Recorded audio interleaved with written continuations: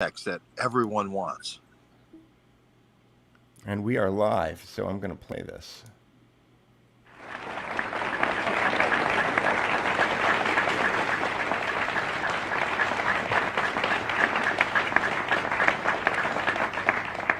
Well, speaking of bombs, what is it that makes America the world's greatest nuclear power? And what is it that will make it possible for us to spend $20,000 million of our taxpayers' money to put some idiot on the moon? Well, it was the great, enormous superiority of American technology, of course, as provided by our great American scientists, such as Dr. Werner von Braun.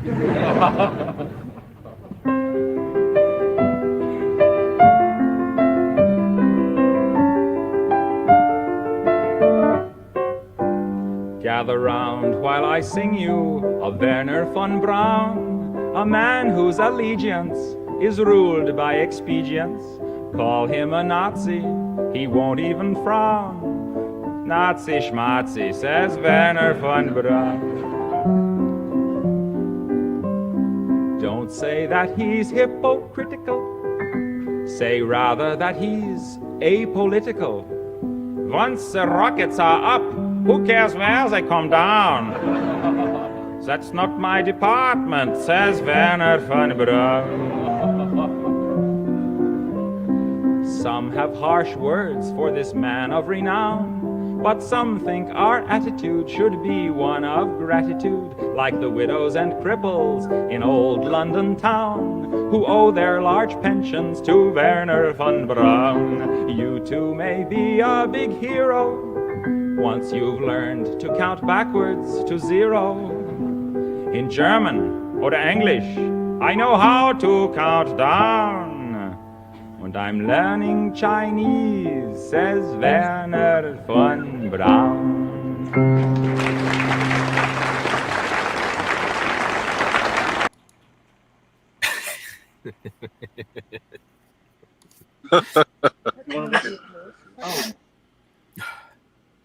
So you've never seen that one before, huh, Tommy? I've never seen that. That was brilliant. So, yeah, Tom Lehrer is he may still be alive, and he may still be a math professor at Harvard. Somebody can fact check us on that, but I can't hear you, George. You're muted. Well, Nazi. Well, we're just starting coffee here. Ed says one of the great things about the European life, Peter and Tommy, is that we get most of our good work done after 2 p.m. Yes. You know, all morning I get up at like 4 a.m. and I, coffee, and I don't eat until about 2. But we finally get out of the house here at the charrette with our group of 4. And then we do a lot of stuff until 10 p.m. where it's still light. And then we eat about this time. So, but I don't want anybody to think that we're not coming up with great creative insights in between bites of our steak. George, have you been to Spain? I have been to Spain, and I know it's even worse there. It's later there. Well, they have a mandated nap. At least they did the last time I was there. At 3:00, all the stores close for siesta, and then all the stores are open until like midnight. The going to Barcelona and going to San Sebastian, literally, you go to the hotel, like a place like this, and there's nobody there at 11 o'clock. You think, wow, this place is really suffering economically. And then somebody said, no, come back at 2 o'clock in the morning. I said, a.m.? Yes, come back at 2 o'clock. The place is packed out. The place is completely packed out until 4 a.m. They go home, they sleep for a couple hours. This is the Tommy Kerrigan schedule. And then they go to work for a couple hours, and then they go home to sleep. You're exactly right. Yeah, it's very I would say civilized. I guess. Well, Tommy, I don't know. It's not like it seems like working from 9 to 5 is a very Prussian thing. You know what I mean? Working from 9 to 3 and then taking a nap and then I like the American Adderall and coffee, 12 hours a day, 8 days a week. Fuck you, eviscerate your enemies. Throw forth their women and children. Hear the lamentations in their wails. Conquer everything in front of you. All right, Mr. Milius. That's my frequency. Well, Conan. Well, was Conan an American? Conan the American? Is that It's Tommy the American. I don't know. All right, George. So last time you were very clearly compromised by the World Economic Forum as your quote-unquote battery ran out, and Peter and I both saw through your horseshit. So are you going to now explain to us the CCHF, or are you going to magically have another technological program or a technological problem? No more running, Tommy. Truth comes out now. Truth comes out now. So I'll just say this. Just to tie together, to segue this from the Nazi Schmazi to the CCHF. Don't believe this if you don't want to, but Jim Marrs wrote a great book about the Fourth Reich, Rise of the Fourth Reich. And I used to think this was conspiracy theory until I saw an egg turn into a chicken. And I realized that all conspiracy theories are just eggs waiting to turn into reality.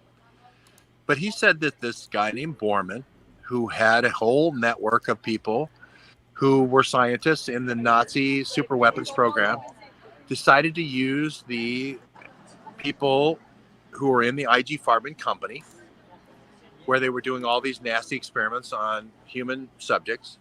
And he decided, hey, why don't I just move all these people with diplomatic passports and whatnot to all my subsidiaries outside of Germany. And he moved his son to Congo. I didn't move Borman's son. I didn't move Martin Borman's son to Congo. Martin Borman moved his son to Congo. Right?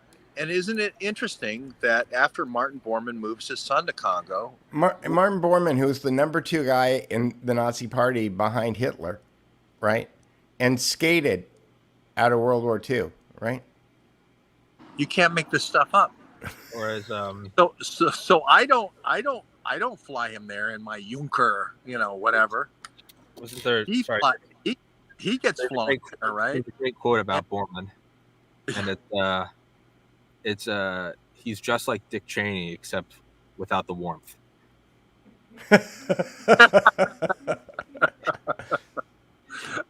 That's a $15 joke for a $4 show. But I like it. You want to spill the candy here on this show, Tommy? Go ahead. Yeah, but thank you. You've upgraded us.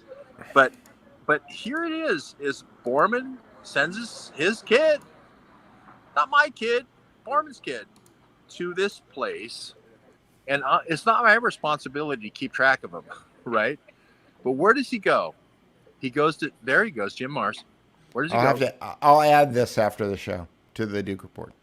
Yeah, this is all conspiracy theory. Like I say, all eggs turn into chickens eventually, but you have to wait a little bit of incubation.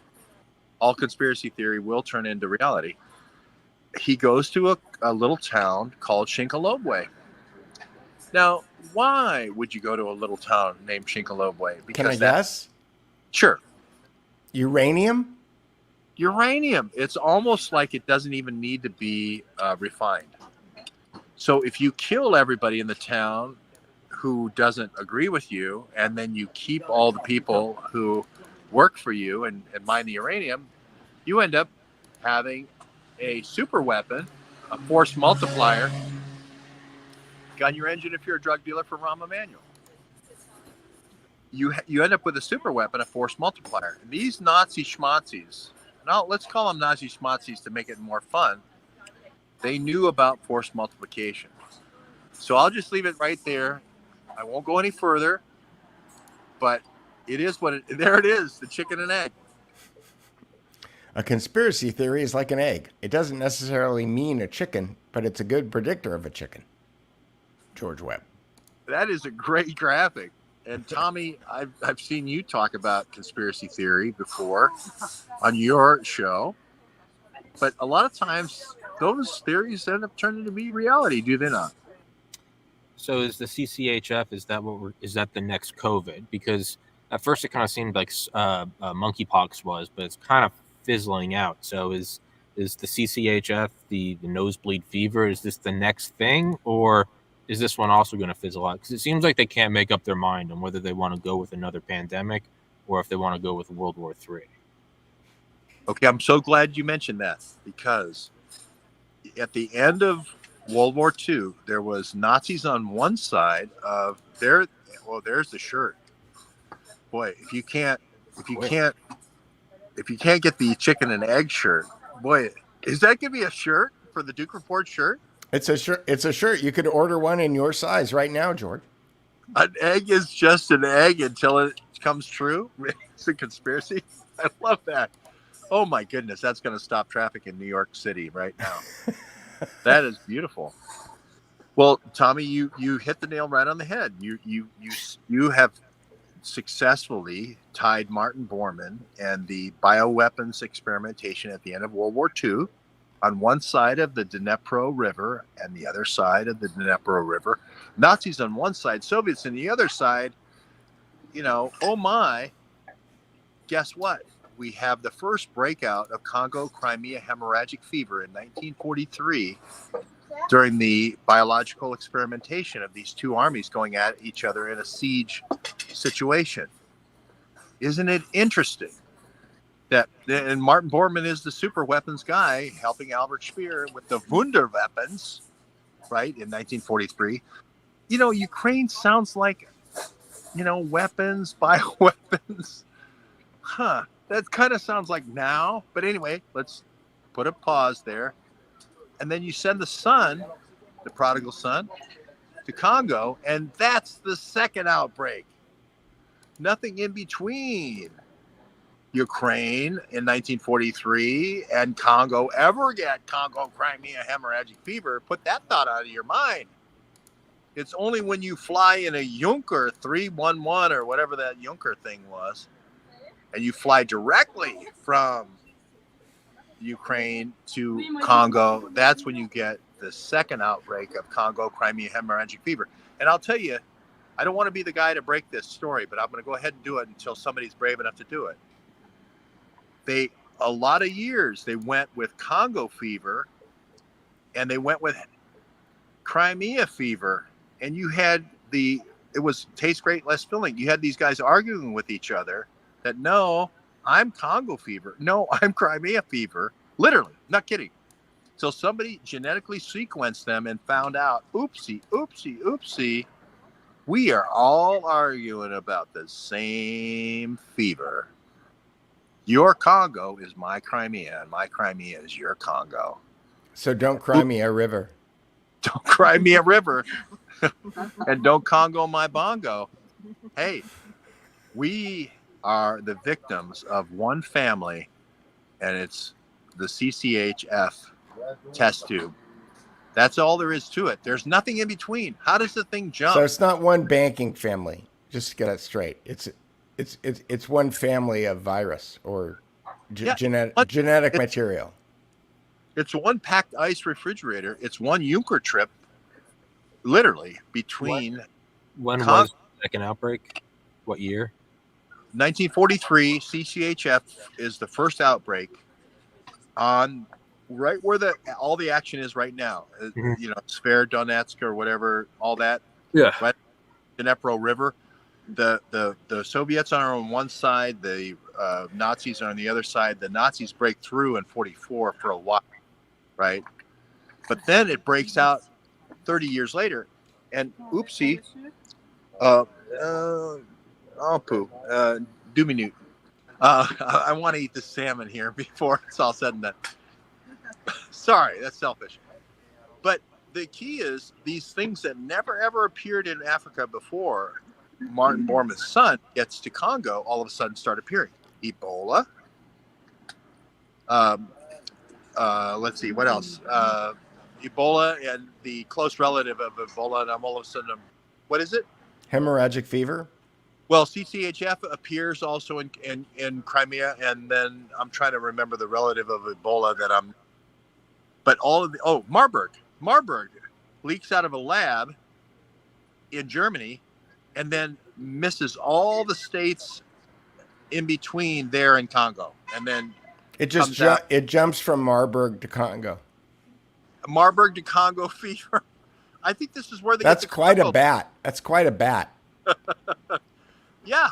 So here's the story: is like, how are these things? It's not zoonotic jumping; it's jumping Juncker. What is the Juncker? It's the Juncker 311. What? Tell me the Juncker plane. Hitler. Well, there was the 4-engine Junker, right? Because it would probably need the Ju-88 only had 3 engines. I don't know if it would make, and I don't think it had that big of gas tanks. But there was a 4-engine Junker. They called it the New York bomber, right? The New York bomber, the Junker that took Hitler to Nuremberg for the 1938 or 39. What's it? Leni Riefenstahl. Yeah, the Leni Riefenstahl. The Ju-390. Here, I got it. The 390. There it is. Yeah. So what I'm saying is that I don't want to say these Nazi terror viruses from the Nazi death camps that they were trying are now being attenuated and tried on us as a fear weapon to get us to agree to a whole bunch of biosurveillance and lockdown. But it does kind of seem like that. It seems like the same things used to control those societies and get them to agree to a whole bunch of things like Nuremberg laws are being just used again in a simple repetition for like DHS stuff. I've talked too much. No. So how does it tie into present day though? So if it starts in 43 and then the next breakout was 30 years later and it's between two distinct areas, it's not like a dude traveling from Boston to LA. It just appears in Boston and then appears in LA. So I get that, and it's 30 years apart. But the second one was 50 or 49 years ago. How does that tie into today's outbreak of CCHF? Because if you don't believe in peanut butter, you don't believe in Peter Pan, right? If you don't believe that these things are zoonotic, and you know what, we had a whole lot of conspiracy theorists out there that said that the bats, that's 18 different bats, didn't have the sex party with the hedgehog and everything. So they didn't believe us. So now we need to hit them again. Keep hitting them again with monkeypox and hit them again with CCHF. And people will be so delirious and afraid and in terror that they'll believe anything. They'll believe Tedros is a doctor, right? They're so worn down. And that's, the nosebleed fever, again, is like monkeypox, is something on the face that people can see and be afraid of, right? It's not necessarily something that's life-threatening, but it's one of those things where you go, oh, you got nosebleed fever, you have Martin Borman's sons, you've been pouring Martin Borman's sons vials down your nose. We know you have. So then who's releasing them today? Because that would imply that whoever's doing the CCHF is also doing the monkeypox, is also doing COVID. Is it a singular nation? Is it the World Economic Forum? What is it? The thing about these things with the terror viruses is you only need a couple of people. Yeah. I go recruit a wacky cult, and have them do it. I go Shincheon-chi in Korea, or I can do Hezbollah in Iran, or I can do, high octane speculation went on as soon as I said that. But I'm just saying is all I need to do is have a cult do this who hates people. Shincheon-chi said God would have a virus to kill all the world except the chosen ones. They are the super spreader cult for coronavirus. So I didn't drive them all from, the airport in Wuhan to their new cult location in Wuhan and bring them all back to Seoul to create the breakout in Korea. Right. So they seem to be very close to this. They seem to be very close. And or 1,000 Talents. I have a 1,000 Talent program for the Chinese students. They seem to also be vectors. I didn't give them free visas to come into the United States, even though we had stopped and had a travel ban for all people from China. Matt Pottinger did that. So again, I only need a small group of people to vector this stuff to create my terror virus. So who's behind this small group of people, I guess is what I'm asking. Are these because if it was like a random terrorist attack, if it was just random terror to kill, sure, that's, but you're implying that there's like purpose behind this, which is why I was asking, like, so even if it only takes a handful of people, I mean, at the height of its secrecy, the Manhattan Project, there was only 3 people in the world that were fully read in. So I get that. There is historical precedence for it. But the United States was behind it. Like, there was purpose to it. So I guess that's what I'm asking. Is this whole thing, is it a CIA program? Is it a big pharma industrial complex program? Is it for money and vaccine passports? Or because it doesn't seem to be, like, COVID was huge. That altered the world. Monkeypox and CCHF, knock on wood, they haven't been really anything other than like a headline here and a headline there. That's well, I think it was George talking to, I think, Chip Tatum one day, and somebody asked a question who Chip Tatum worked, and what was the program he was working on? Was it called Pegasus? Or I can't remember what the name of the program was that he said that he was working with. I can't remember either. Anyway, maybe somebody in the chat will remember. Anyway, what he was talking about is that people were asking him, like, what country were you working for? Were you working for the CIA? And he was going, no. And they said, were you working for MI6? And he goes, no.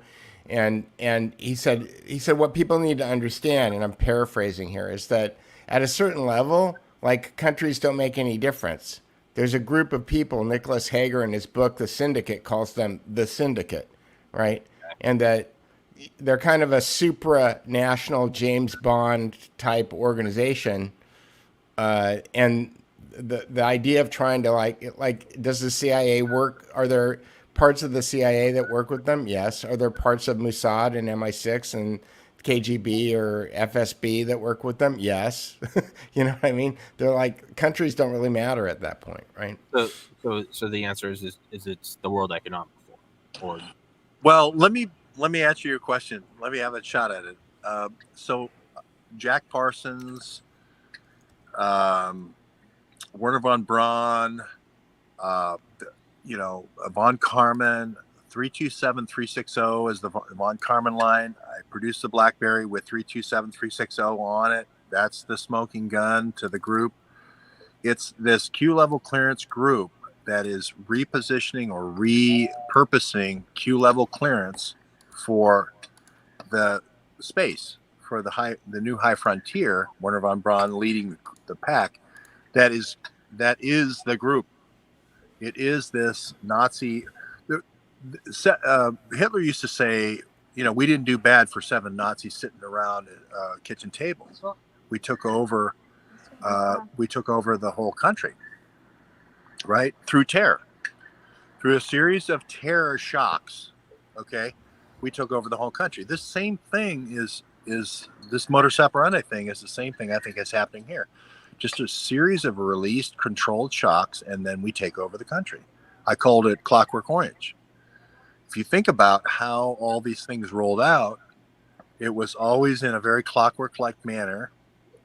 We had one governor declaring an emergency over here, and then another governor upping the ante over there on masks, and then another governor upping the ante over here, through a cycling up of biosurveillance. And then we had Bill Gates and Elon Musk and Klaus Schwab all talking about transhumanism, putting a chip in our brains all of a sudden is a solution. Really? I was like, that's kind of a jump. So I do think it's the same. I hate to say Nazi schmazi, but I do think it is. There's a core group there. I'm not sure they weren't co-opted by some other group like MI6 or some cabal, some military cabal that's using these guys. But we're close to we might not have named everybody in the cabal, but we're close to the action. Yeah, this is I put up. This is Catherine Austin Fitz's model of the way the world really works, which I went in and I kind of changed the art direction and cleaned it up a little bit, added a couple of things, but basically her contention is that there's a top-down structure that controls the world with the Bank of International Settlements at the top, and the central banks below that, and then the think tanks, the people that are involved in actually making decisions of the World Economic Forum, the Council on Foreign Relations, Chatham House, the Club of Rome, the Rockefellers, all the Rockefeller foundations, the Trilateral Commission, the Bilderberg Group, and Bohemian Grove. That those are the people who decide what's going to happen, and then policy is distributed through captured societies and organizations, through the United Nations, through the International Monetary Fund, the IPCC, the World Bank, the World Health Organization, different philanthropists, like George Soros and Bill Gates, global corporations, non-governmental organizations, and captured religious organizations. Like, these are the people who distribute the policies. And then governments are the enforcers. Governments and the government institutions are the enforcers on these things. And the way that this power structure differs from what our perception of it is that we think that we vote these people into power, right? And that we're in control of the situation. But if you look at this kind of power pyramid, we're on the bottom, right? And the way that they get away with it is that in between the policy enforcers and the policy propagandists, you've got in between the policy enforcers and us, the subjects, you've got the propagandists. So you've got mainstream media and fact checkers and social media platforms and all of the other media mechanisms that are used in order to control the worldview of the public, such that they believe that when they vote, their vote counts. They believe that the government that it's been elected has been elected in a fair and legal process. And in reality, none of that is true. So this is the Catherine Austin Fitz model of the world, which maps very closely to the Nicholas Hager model of the world, which I can also bring up. And well, my comment here is I did meet Catherine. I met her very briefly at the World Health Organization summit that was in Geneva. I went to all the Kolomoisky properties and, for a week. And I was only able to collect the receipts and deliver the receipts on 3 people, which is give me email addresses at WHO, give me people who have done NATO bioweapons in the past, and give me spy masters who have orchestrated Libya, Syria, and other bioterror events. And those were only 3 people at this point. So I love the Catherine Austin Fitz's model, but people expect me to bring the receipts. The receipts are in order. Virginia Benassi, Benassi V at who.int. That's the first email. Second is Pietro Benassi, a long history of bioagents in South America and potentially Africa. Third is Giuseppe Benassi with his involvement with covert actions in Africa, Syria, Lebanon, and then Libya. So I have to bring it down a level from Catherine Austin Fitz and go, give me the receipts. What can I show in court? How can I get an indictment? How can I go to the World Court? And so it's a beautiful story because she provides a framework, and then I can dive down in that framework and present the receipts. yeah, I mean, what I like about the framework is that, again, it's like I had to unregister to vote to kind of like get there. Like I had to okay, what's really going on here? Like, how does this thing really work, right? Because and then I watched that movie, The Forum, which is a movie made by and for the World Economic Forum that is not available in the United States of America. But there is a link to it on the Duke Report, and if you get a VPN, you can watch it. And it's very informative because they roll all of these politicians in and they say, these are the programs that we want you to support. And the politicians go, gee whiz, how am I going to do that? And they say, well, we've got a foundation over here that's got $100 million that's going to do this part. And we've got this other foundation over here that's got $100 million that is going to do this part. And if you need a jet or a condo in Honduras or whatever it is that you need in order to make this thing work, we're right behind you, you know. And they pat them on the ass and they send them on their way. And they've been doing this for 50 years now. Well, that sounds like a week in Geneva. You know, that's just one column. I go ahead. And they really, and they were dealing with Trump. They were trying to figure out how they were going to deal with Trump. Trump sat down next to some guy, I think the chairman of SAP, who looked like he had just been doing lines off a hooker's ass. He was wearing dark glasses. You know, he's sitting next to Trump, and Trump goes, "What do you do?" And he goes, "I run your whole government." You know? What? Does your new beautiful wife know you talk like that on TV, Peter? Not only does she know that, but she's sitting right there. Producer Carrie, flip the lights on and off if Peter's holding you hostage. She's too busy laughing her ass off. Sounds like something a kidnapper would say. I can flip the camera right. Carrie, you better come over here and wave or something. Well, as long as Carrie's shaking her head. As long as producer Carrie's not far away, that she could be your oversight committee there, I feel comfortable now moving ahead with Tommy Kerrigan. George, could you maybe, kind of in a 180, but not really, could you maybe illuminate more on what's happening in Ukraine right now? Has there been more light shed on all of the biolabs there? It kind of seems like, and maybe it's just in my own limited sphere of consciousness, but it seems like that story kind of bubbled up and disappeared. Is that still a leading thing? Because it seemed, I remember you saying that, you know, Russia has to produce the goods. Did they ever produce the goods? No, I don't think they ever did. And you're right, Tommy. I got on my Substack, I got my highest views on Azovstal on the speculation that the Jews, the reason for Putin invading might be bioagents in Ukraine, and the juice wasn't there. They didn't produce the juice. Now, there's a second question: is the juice in Kramatorsk? And honk your horn very loudly if you are a drug dealer for Rom.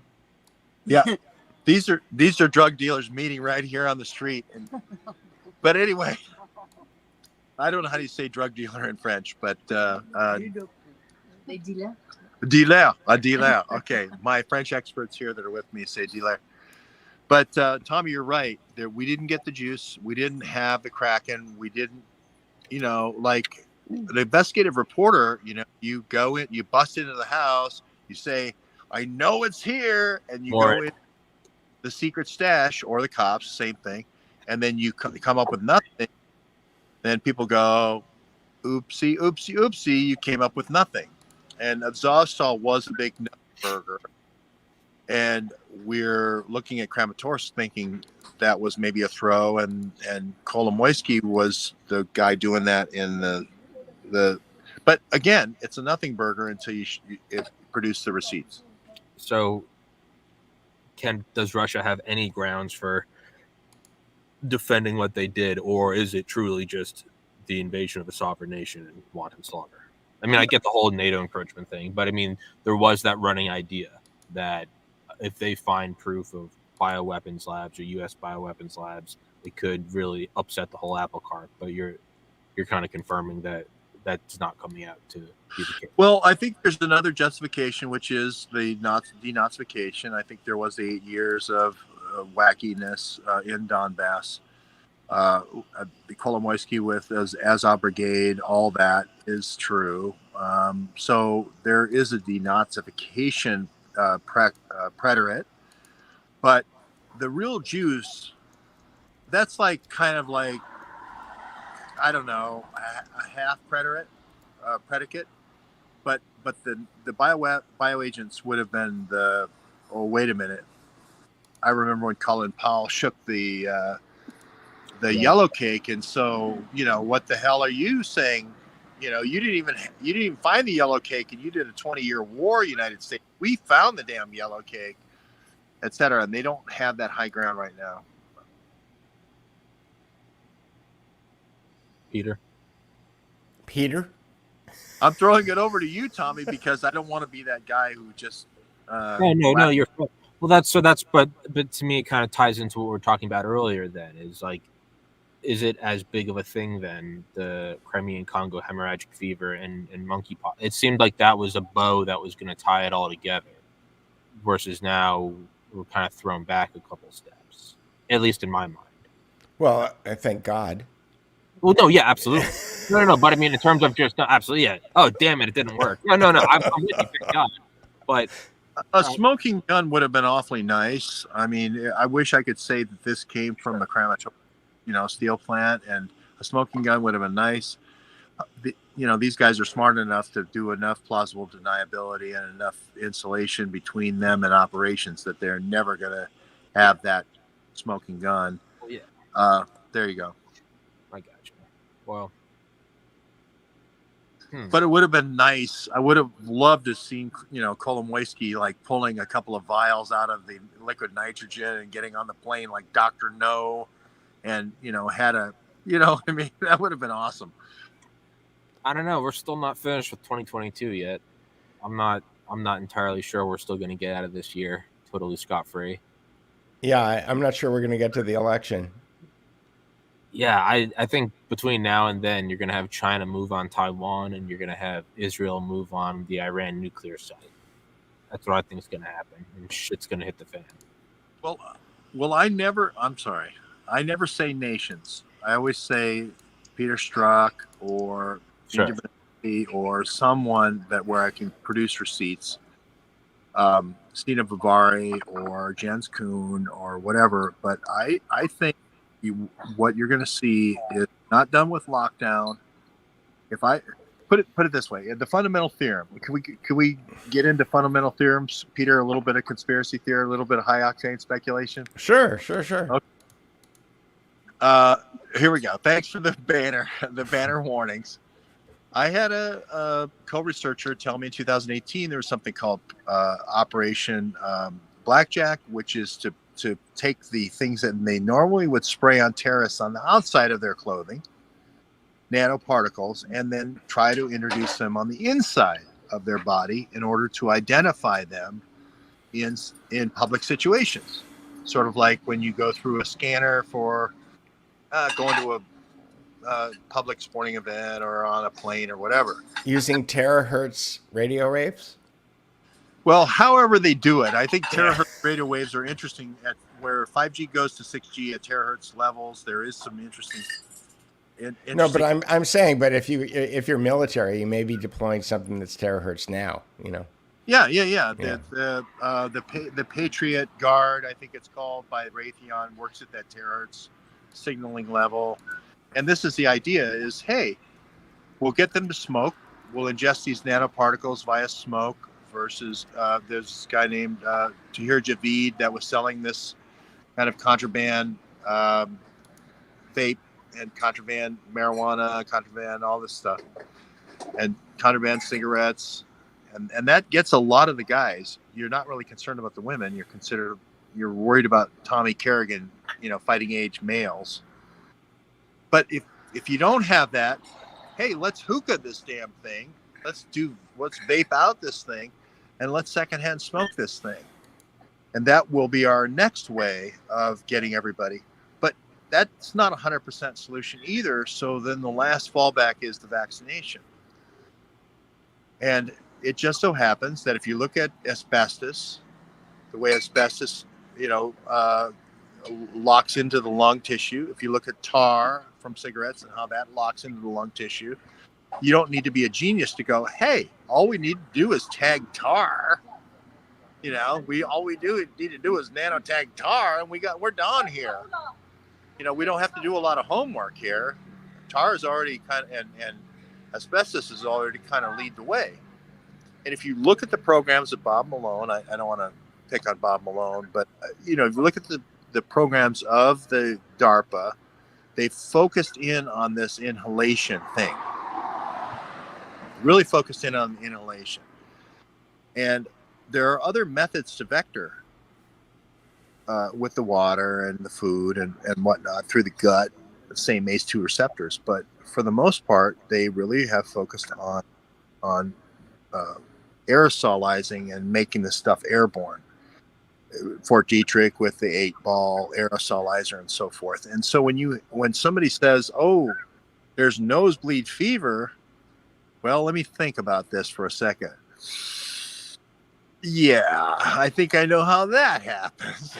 So that's where I think we are. I think we're into a small group of people in a cabal that are working on force multipliers like overtime.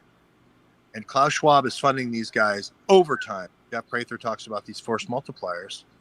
And I think inhalation and aerosolization is their number one go-to. And that's the story of CCHF. And that's Paul Cottrell's assumption also, correct? Yeah, gain of function. He's big on the ACE2 receptor and the spike protein and all that. Have you ever had Paul on your show, Tommy? Mm-mm. Paul's the man on that aerosolized HIV. I'd love to.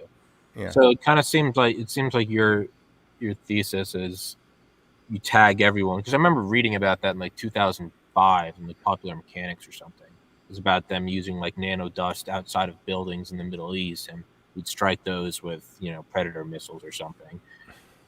The next step sure would be, could you put it internally in a person? So is the big picture, you just, I don't know, you're what word am I looking for? You're inventorying every human on Earth. Is that the idea? Or Yes. It's total information awareness. I know where no matter what you say your name is, I know who you are, where you are all the time. Because I can put the phone down. I can give my phone to someone else and they think they're tracking Tommy, versus like a bio-identifying thing that is in my literal physiology. Every time you go by a light pole is when I want a data point. The Liber light poles, right? The Liber light pole is critical here. And again, look at the whole Liber thing. I just have one Chinese spy in his lab, and then I get him to give all the information, and so I can test this thing in the millions at the Uyghur camps, and then I give him a wrist slap. And I went to the trial, and he's not even been sentenced yet, and he won't be sentenced. Everyone says, "Well, it's one guy, one bad actor." It's always this one bad actor that gives all the technology for this biosurveillance. If you look at Wuhan military games and you look at the light poles and you look at the velodrome there, it's the perfect place to test this total information awareness, total biosurveillance. I got your lungs, dude. You can try to leave and escape anywhere you want, but I can pretty much see you, and I have this identifying tag like your sort of livestock anywhere you go. That's the bottom line. Sounds like the mark of the beast. Well, I was told the mark of the beast is something that you have to have on a specific part of your forehead, and it has to be, it has to be voluntary, though. Or am I not up to date on Revelations? Yeah, it's got to be on your forehead, and it's got to be, I'm not sure. I thought it was, but I thought the big thing was, or on your hand. I thought the big thing on the hand. You have to. Yeah. I thought the big thing is like you have to like use your free will and accept it. That's the caveat. Yes, exactly. But the mark of the beast is the big idea. I mean, that is the big concept here. Is, hey, I don't know what all these livestock are doing during the day. I'm going to Davos. I'm trying to enjoy a $400 hot tub here with, keep an eye on these stupid plebs. Yeah, I mean, I got a $1,000 massage coming in an hour. Where are all my farm animals tonight? Where are my pigeons at? I can't have them conspiring, talking about CCHF. I gotta know where they are. I gotta know what they're doing. I want to know You're just a concerned big brother.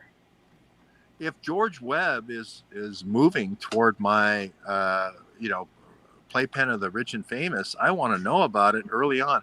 I was intercepted actually by a team of I'll say this now because they asked me not. I filmed them accidentally, and they asked me to. I was in Caratan, and it was a DOD guy, and he pulled me aside and he showed me his ID. He flipped it out. Gun your engine if you're a drug dealer for Rahm Emanuel. But it was, and the woman he was with looked like an assassin, absolutely an assassin. I have 4 witnesses to this, and he pulled me aside and said, "Dude, I'm DOD. Can you not put that?" And I said, "Are you FBI?" He goes, "No, I'm DOD." And I said, "Well, why are you here? I haven't seen a middle, He goes, "Middle Eastern terrorists." I said, "I haven't seen a Middle Eastern person here all week." And they sat right next to us listening to our conversation the whole night. Why? Right? I had said I'd met a 2-star general a couple of days ago. I'd met a 1-star European Space Agency. Did he know Carl Bildt?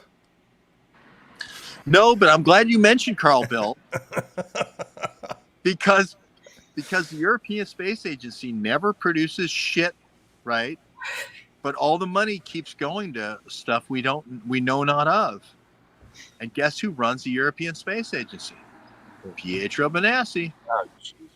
Just saying. So anyway, I interviewed a 1-star from Port to Versailles, and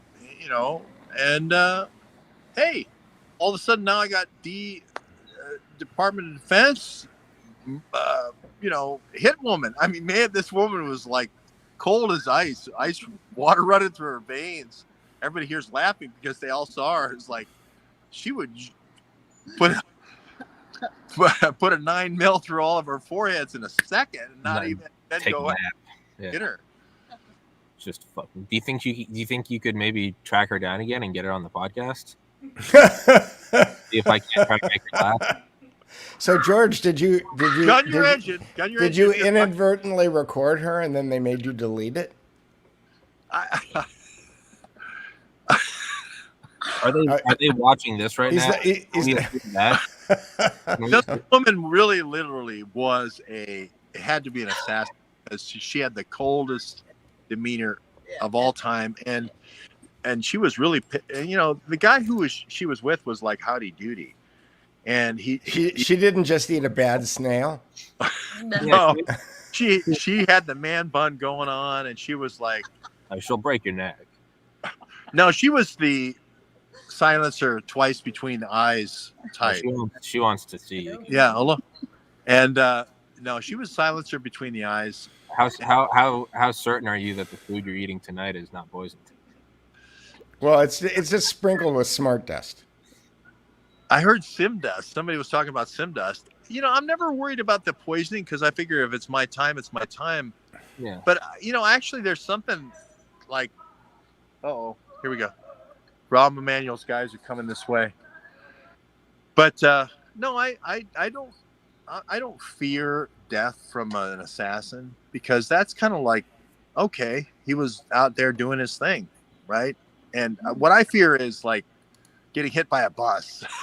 Yeah. You can't really be concerned about assassins. Like if it's coming, it's coming. Like you got to have a 24/7 security detail. Like if it's coming, I think it's Mike Durant said it. Like fate is a blind hunter. Like it's coming. Yeah, if a bullet has your name on it, they used to say in World War II and all that. Don't worry about it. I fear a pedestrian death that has no meaning. Has nothing to do with you tracking down these bioagent stories. It's just exactly. I was hit by a bus. Somebody's gonna fly off the road right now and kill you eating dinner. Just pin you right now. NATO is planning a bus death. It's like, he was hit by the crosstown bus from Ministry of Defense over to La Défense. I know that's what's happening.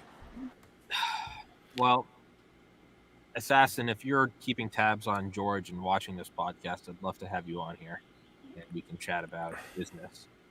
And if not, you should talk to Paul Cottrell.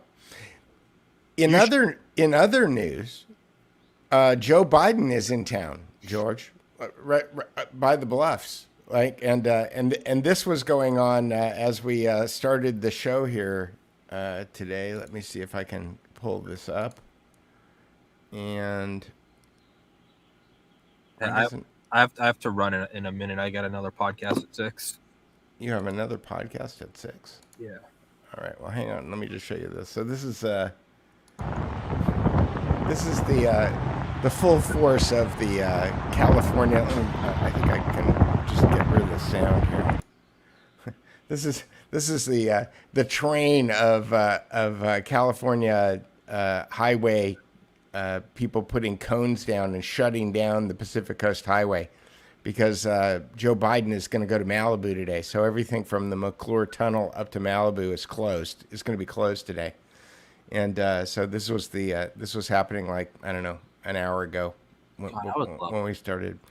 And what I don't understand, and here's my high octane speculation. But Obama used to come to Malibu all the time. Trump went to Malibu while he was in office.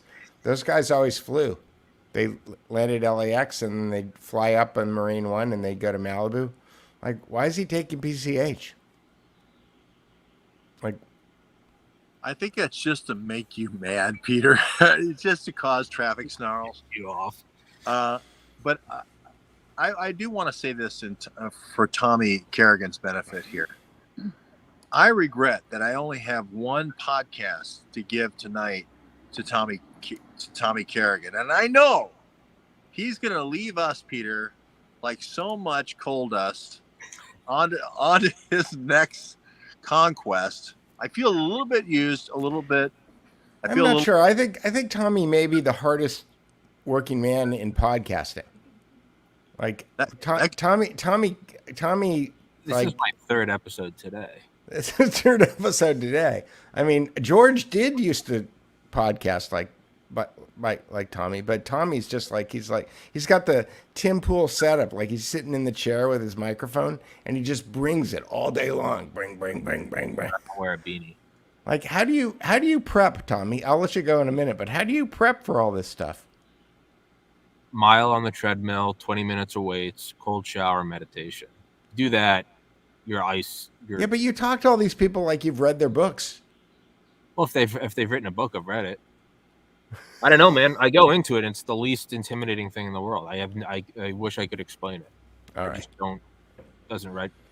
It's probably a form of brain injury. It's probably a form of mental retardation that I don't get worked up over these people. I don't know.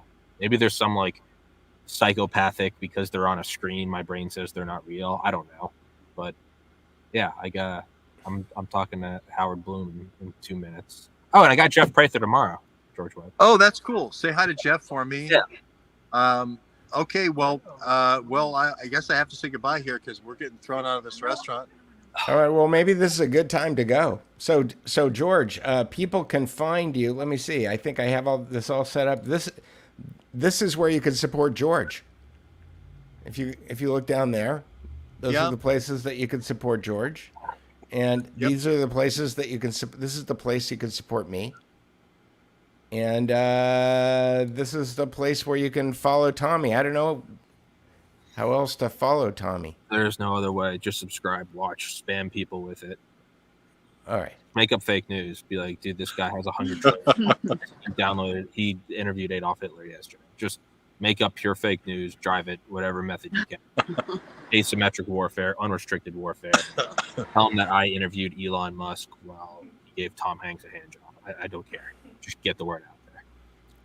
Well, Tommy, go forth and multiply. Peter, don't go forth and multiply, and I'll see you guys all next week. All right, I'll see you guys later. I'm gonna roll 43 seconds of George, and then I'm gonna shut this thing down.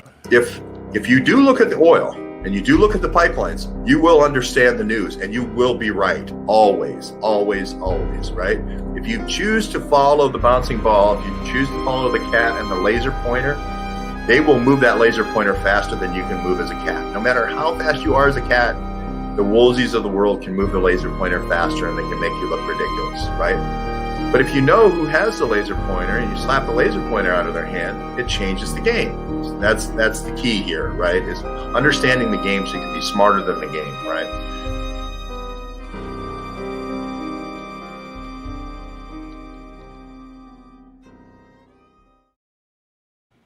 Bye now.